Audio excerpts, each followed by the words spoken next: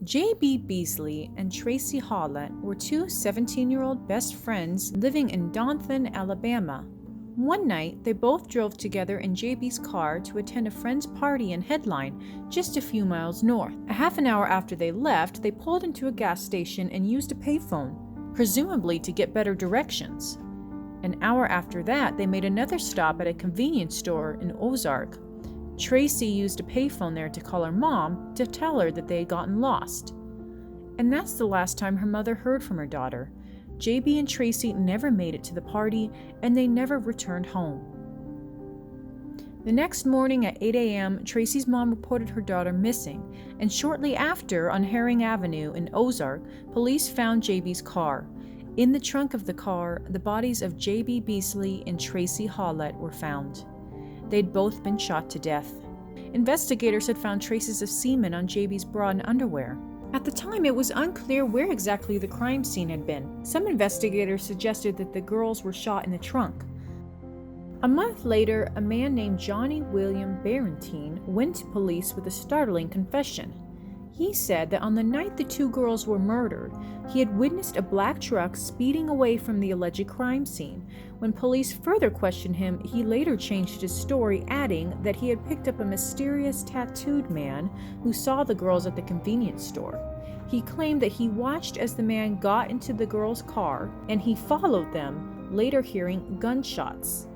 Police found his changing story suspicious, and his wife confirmed police suspicions when she admitted that Johnny did not return home that night until 1 p.m. and was visibly upset.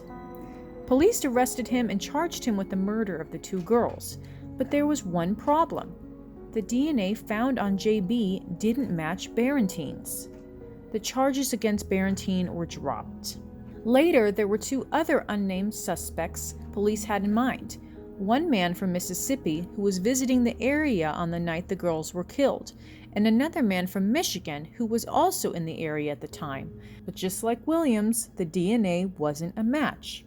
And despite multiple efforts from more than 50 state and county investigators, the case eventually ran cold. It's another year without any answers. Another year that we're, still trying to find answers.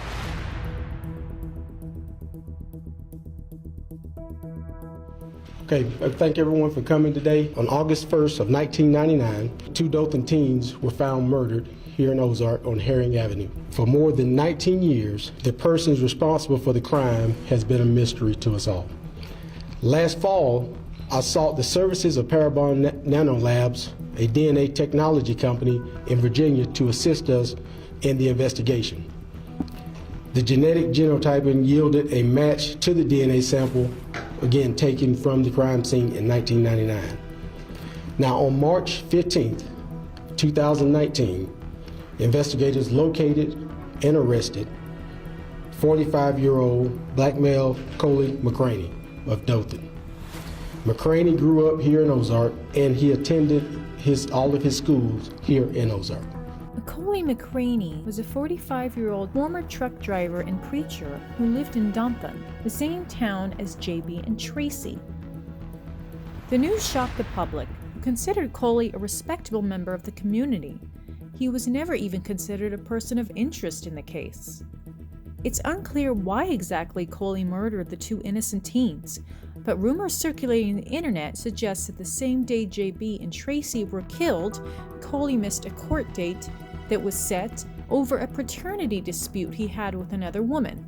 McCraney's attorney believes that the DNA evidence only proves that he knew the girls, saying, "We will zealously seek every opportunity to exonerate him, and we might bring the real killer into light."